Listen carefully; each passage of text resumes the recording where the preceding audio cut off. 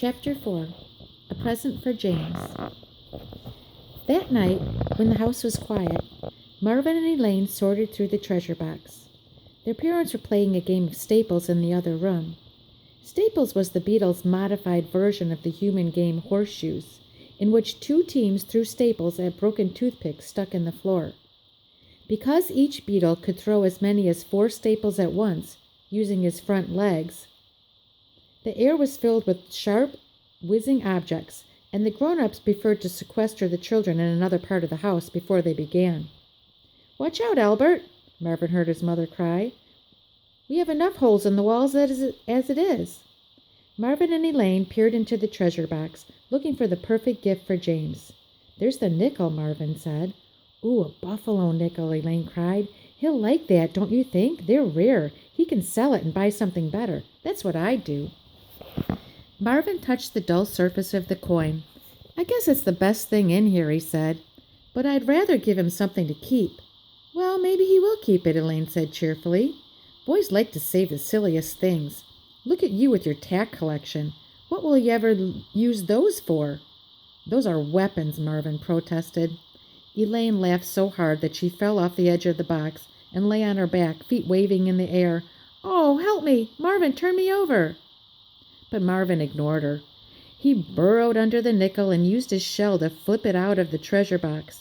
Then he heaved it upright and rolled it through the hole in the wall into the black expanse of the cupboard. "Marvin," Elaine called, "come back." The journey through the dark apartment to James' room was an arduous one. Rolling the nickel across the kitchen tile went relatively smoothly, but hoisting it over the door sills left Marvin exhausted and panting. He had to watch for trouble every step of the way, not just night-roving paydays, but the booby traps of forgotten gum or scotch tape on the floor, or worse yet, a foraging mouse. When he finally reached James' bedroom, he had to sit for a minute to catch his breath. The street lamp outside the window cast a dim light across the walls, and in the bluish blackness, Marvin saw the mountainous silhouette of James, asleep under the blankets. He heard the boy's deep breaths. Marvin thought about the birthday party. Had it been a good day for James? The boys at the party weren't his friends. The presents had been an uninspired mix of electronic games and designer clothing. Mrs. Pompeyday was as fussy and self-centered as always. And even James's father, whom Marvin liked a lot, hadn't come up with a present that seemed to please his son. Marvin glanced down at the worn face of the buffalo nickel. Would the coin make up for everything else? Probably not. Suddenly Marvin felt so sad that he could hardly stand it. A person's birthday should be a special day, a wonderful day, a day of pure celebration for the luck of being born, and James's birthday had been miserable. Marvin rolled the nickel to a prominent place in the middle of the floor, away from the edge of the rug where it might be overlooked. James would see it there. He looked around the dark room one last time. Then he saw the bottle of ink. It was high up on James' desk, and it appeared to be open. Curious, Marvin crawled across the floor to the desk and quickly climbed to the top. James had spread newspaper over the desk and 2 or 3 sheets of the art paper his father had given him. On one page he'd made some experimental scribbles and had written his name. The pen, neatly capped, rested at the edge of the paper, but the bottle of ink stood open, glinting in the weak light. Without really thinking about what he was doing, Marvin crawled to the cap of the bottle and dipped his 2 front legs in the ink that had pooled inside. On his clean hind legs, he backed over the unused sheet of paper. He looked out the window at the nightscape of the street. The brownstone opposite, with its rows of darkened windows, the snow-dusted rooftop, the street lamp, the naked, spidery branches of a single tree. Gently, delicately, and with immense concentration, Marvin lowered his front legs and began to draw. The ink flowed smoothly off his legs and across the page. Though he'd never done anything like this before, it seemed completely natural, even unstoppable.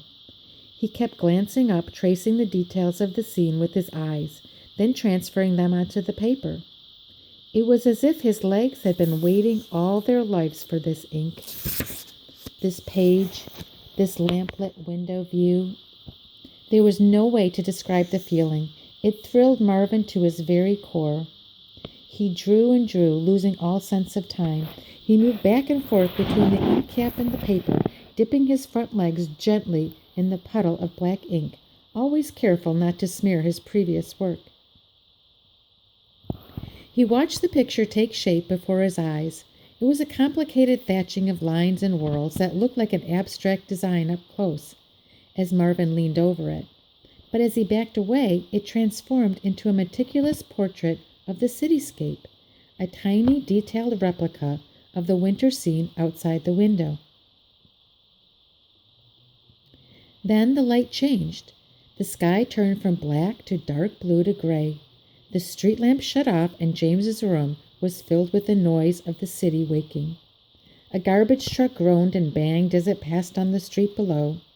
James stirred beneath his bed covers.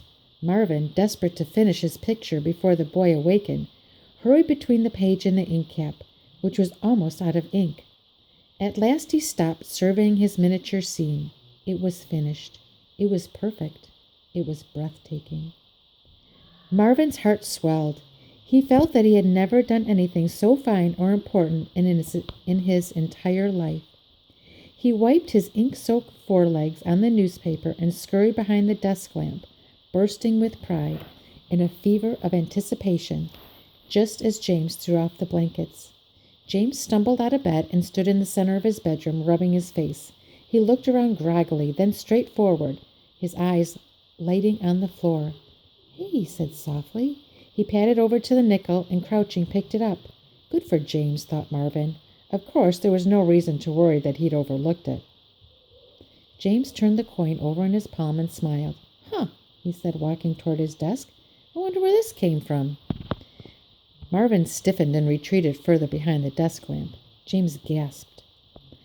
Marvin watched James' pale face, his eyes huge, as he stared at the drawing. He quickly looked behind him, as if the room might hold some clue that would explain what he saw on the desk. Then, slowly, brows furrowed, James pulled out the chair and sat down. He leaned over the picture. "Wow," he said. "Wow." Marvin straightened with pride. James kept examining the drawing, then the scene through the window, whispering to himself, "It's exactly like what's outside. It's like a teeny tiny picture of the street. This is amazing." Marvin crept around the base of the lamp so he could hear the boy better. "But how?" James picked up the pen and uncapped it, squinting. He lifted the bottle of ink and frowned, screwing the ink cap back on. "Who did this?" he asked, staring at the picture.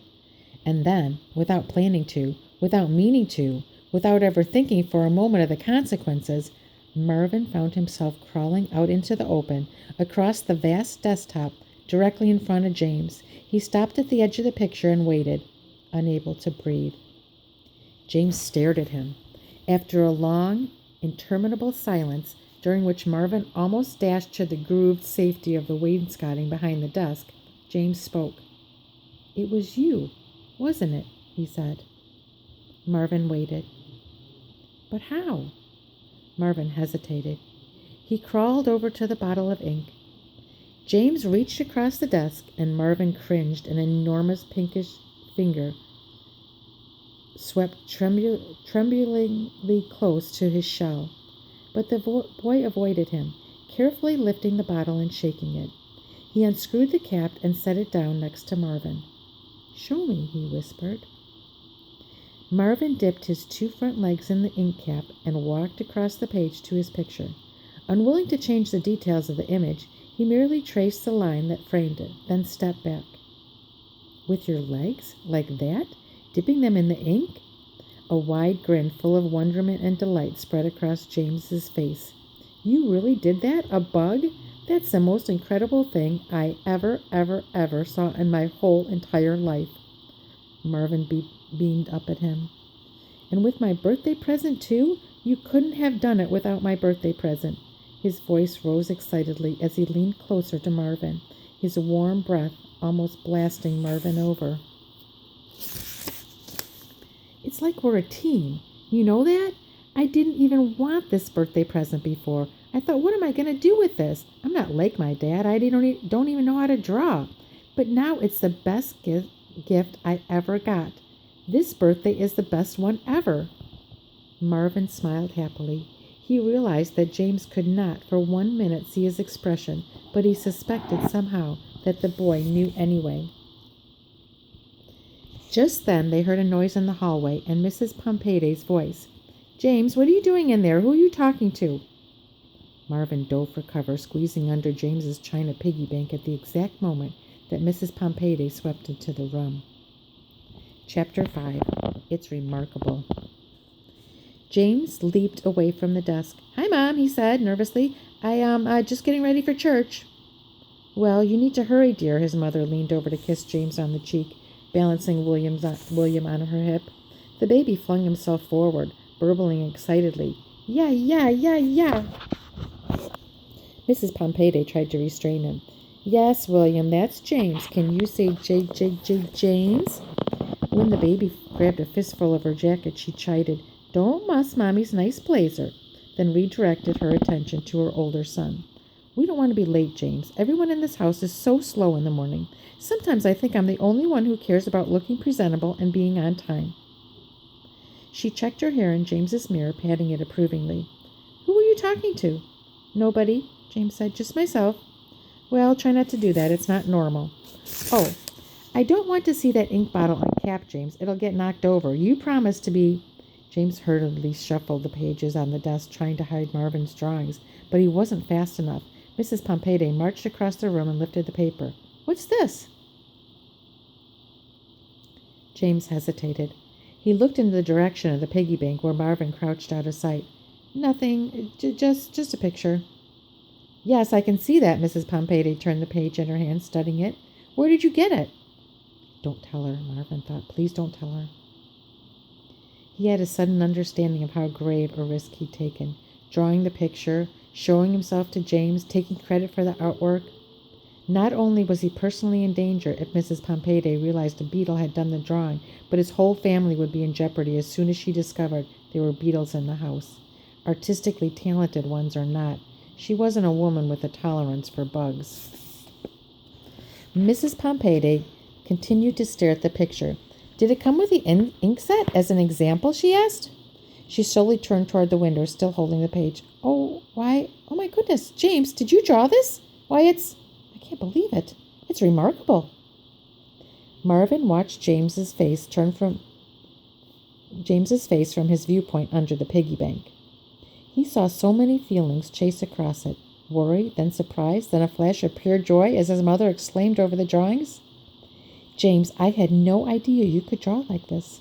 William lunged for the paper and Mrs. Pompei raised it out of his reach. No, William, mustn't touch. She held it at arm's length, scrutinizing it. I don't understand why your art teacher at school hasn't spoken to me. You have a fantastic talent, dear. Marvin saw James open his mouth to protest, then weakly close it. His mother continued to gush. It's astonishing. That's what it is. Such cunning detail. I must show it to Bob. She called repeatedly for Mrs. Pompei, who eventually appeared in the doorway, tightening his tie. Yes? What's the fuss? Bob, look at this. Look at the wonderful picture our James has made. Mr. Pompei considered the drawing and humphed. James couldn't have drawn that. It looks like some kind of museum reproduction, like one of those old engravings. I know, Mrs. Pompei agreed. That's what I thought myself. But look, it's the scene outside James's window. He drew it with his new pen and ink set. Mr. Pompei took the paper and walked to the window. He surveyed the street and looked back at the picture. Huh, he said, so it is. He squinted irritably at James.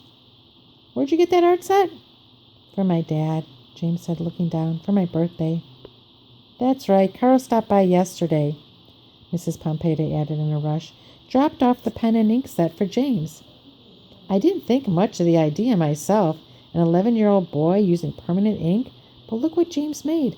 Honestly, I can hardly believe it. I never imagined he had this kind of gift. Marvin winced. Mrs. Pompei went on.